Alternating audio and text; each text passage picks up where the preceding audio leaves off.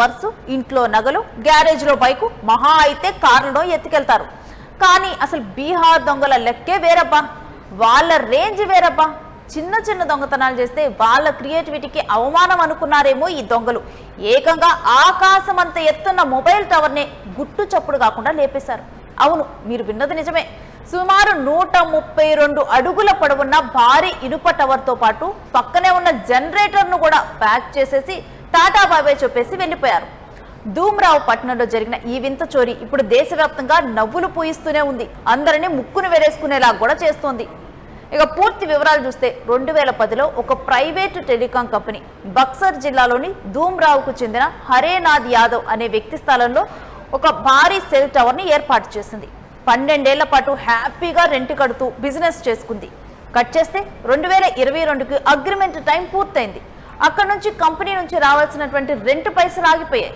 స్థలం యజమాని పాపం ఎన్నిసార్లు నోటీసులు పంపినా ఆ కంపెనీ వాళ్ళు మాత్రం లైట్ తీసుకున్నారు.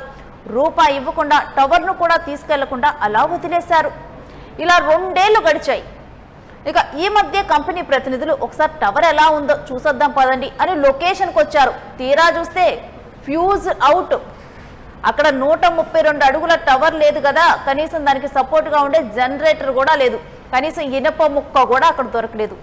ఖాళీ నేల మాత్రమే దర్శనమిచ్చింది. దీంతో షాక్ అయిన కంపెనీ వాళ్ళు వెంటనే పోలీసుల దగ్గరికి పరిగెత్తారు.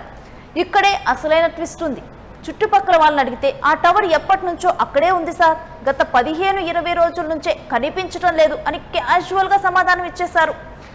ఒక చిన్న బైక్ పోతేనే వెతకటం కష్టం, అలాంటిది 132 అడుగుల టవర్ మాయమైపోతే ఎలా వెతకాలో అర్థం కాక పోలీసులు తలలు పట్టుకున్నారు. మేబీ వాళ్ళ ఎక్స్పీరియన్స్లో కూడా ఇలా టవర్ పోవటం మొదటి కేసు అయి ఉండొచ్చు. పైగా అగ్రిమెంట్ ముగిశాక రెంట్ చెల్లింపుల వివాదం నడుస్తూ ఉండటంతో స్థలం యజమాని వైపు కూడా అనుమానాలు తలెత్తుతూ ఉన్నాయి.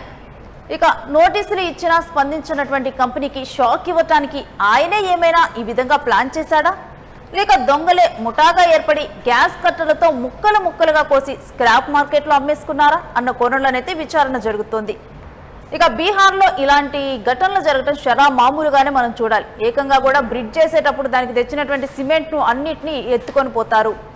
ఇక ఎంత పెద్ద ఇనప ముక్కలు ఉన్నటువంటి వస్తువులైనా సరే కట్ చేసి తీసుకొని పోతూ ఉంటారు. అంతెందుకు వేసినటువంటి రోడ్లో ఆరేలోపే లోపల ఉన్నటువంటి ఇనుప చువ్వులన్నింటినీ ఎత్తుకొని వెళ్తారు. ఇలాంటి ఘటనలు కోకొల్లలు బీహార్లో.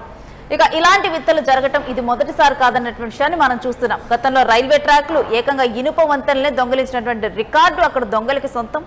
ఇప్పుడు ఆ లిస్టులోకి ఈ మొబైల్ టవర్ కూడా చేరిపోయింది. నెట్వర్క్ సిగ్నల్స్ ఇవ్వాల్సిన టవరే ఇప్పుడు పోలీసులకు దొరకకుండా లాంగ్ సిగ్నల్లోకి వెళ్ళిపోయింది. మరి ఈ 132 అడుగుల టవర్ మిస్టరీని పోలీసులు ఎలా ఛేదిస్తారో, అసలు ఈ దొంగలు ఎలా దొరుకుతారో చూడాలి. ముందల అసలు ఆ దొంగలు ఎవరో చూడాలి.